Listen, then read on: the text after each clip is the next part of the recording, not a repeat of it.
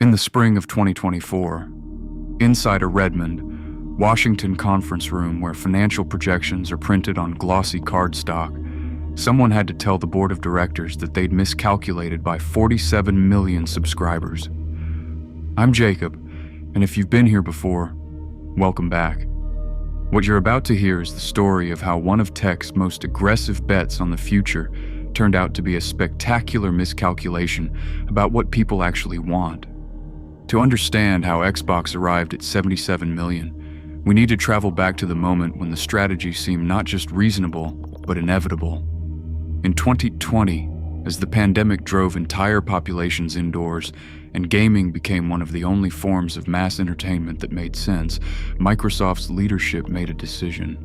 They looked at Netflix, they looked at Disney Plus, they looked at the trajectory of subscription services sweeping through entertainment, and they thought, why not gaming?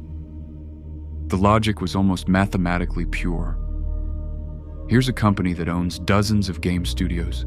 Here's a generation of players accustomed to paying monthly for access rather than ownership. Here's a moment in history when people have nothing but time. The company called it Game Pass, and by 2020, Phil Spencer, who oversees Xbox and gaming at Microsoft, was already positioning it not as a service, but as something larger. He called it the future of gaming itself. In presentations to investors, in interviews with gaming media, the vision was singular. Game Pass would become to video games what Netflix became to television. Not optional, not niche, essential.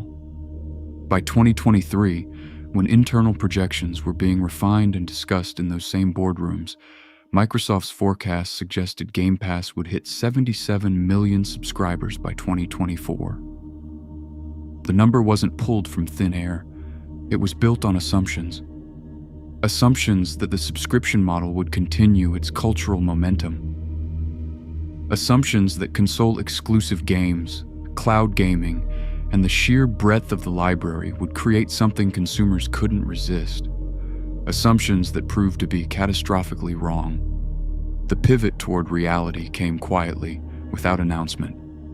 In July 2024, Phil Spencer sat down for interviews and began to speak about Game Pass in language notably different from the optimistic projections of the previous years. The target had not been met. The subscriber growth had simply stopped accelerating the way the models predicted. 30 million. That was the reported number, not 77 million. Not even close. Not 50 million. 30. To put that number in context, it means Game Pass had captured less than half of what Microsoft believed was achievable. It means the company had overestimated the appetite for subscription gaming by a factor of 2.5. Spencer didn't phrase it as a failure, of course. He said the strategy needed adjustment. He said they had learned things about what gamers wanted. He acknowledged that the subscription model, as implemented, had a ceiling. But what he was actually admitting, in the careful language of corporate communication, was that the entire premise had been flawed. The thing that made this moment particularly striking was its quietness. Netflix's struggles with password sharing were announced with fanfare and controversy. Apple's struggles with Apple TV Plus were discussed openly in earnings calls. But Game Pass's failure to meet its own projections was absorbed and recontextualized so smoothly that many people outside the industry didn't even notice.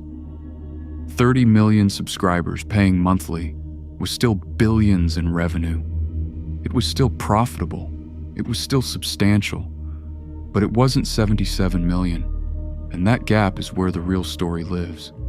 Understanding why Game Pass failed to reach its projections requires understanding what assumptions underpin those projections in the first place. The first assumption was that exclusive content would drive subscriptions. Microsoft owns Bethesda Softworks. They own Obsidian Entertainment. They own numerous other studios. The logic was that games like Starfield, like future Elder Scrolls entries, like the next Fallout, would be exclusive to Game Pass. Players would subscribe because they had to. But here's what happened in reality. Starfield launched in September 2023 as an exclusive title on Xbox and PC. It was a massive release. It was also met with mixed reception. Players enjoyed parts of it. Critics noted its limitations. But more importantly, it didn't trigger the subscriber surge that the internal projections anticipated.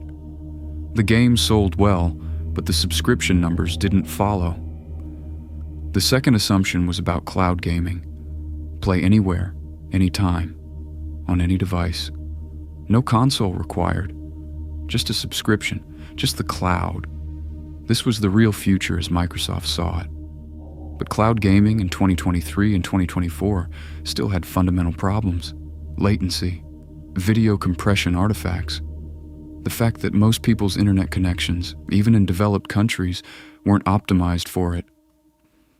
The technology promised something it couldn't quite deliver. The third assumption, perhaps the most revealing, was about market saturation. Microsoft believed that as subscription gaming became more culturally normal, adoption would follow naturally. But there's a critical difference between market potential and market appetite.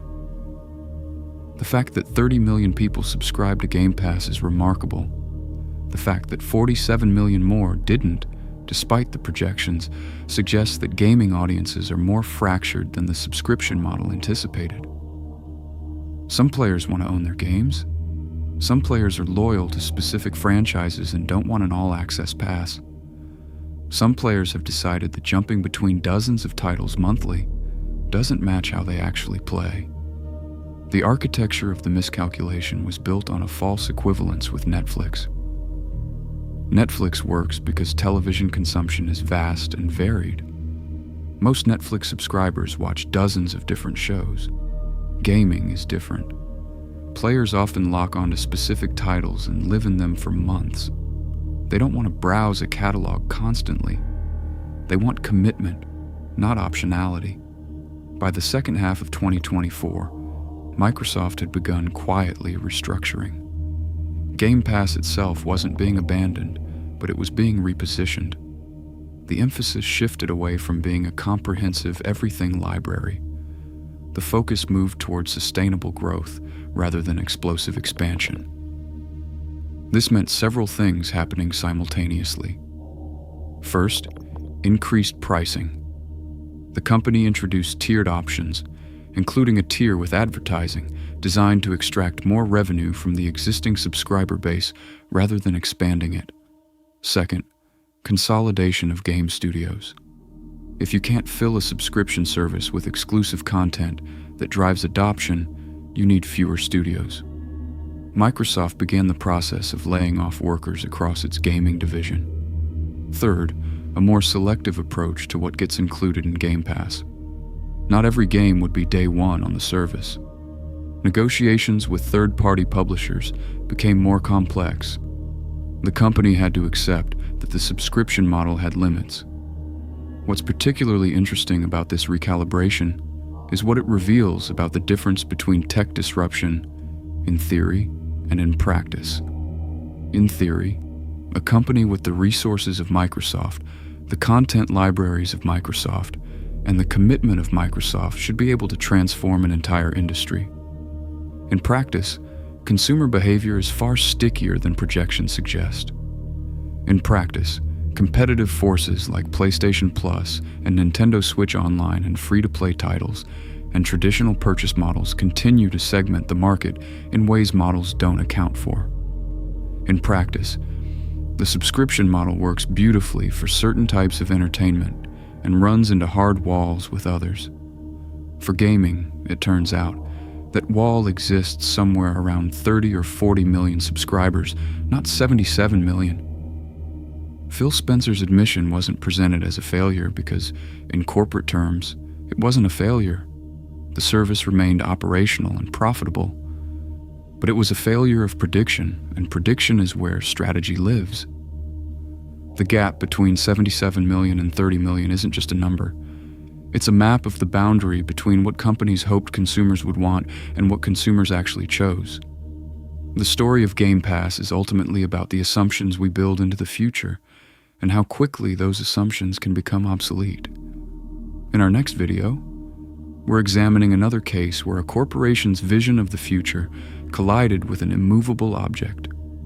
The story of Microsoft's HoloLens project, the augmented reality system that was supposed to transform enterprise technology, but instead became a cautionary tale about sunk costs and wishful thinking. If you want to understand how brilliant people can be systematically wrong about what's coming, you'll want to watch that one. Thank you for being here. We'll see you next time.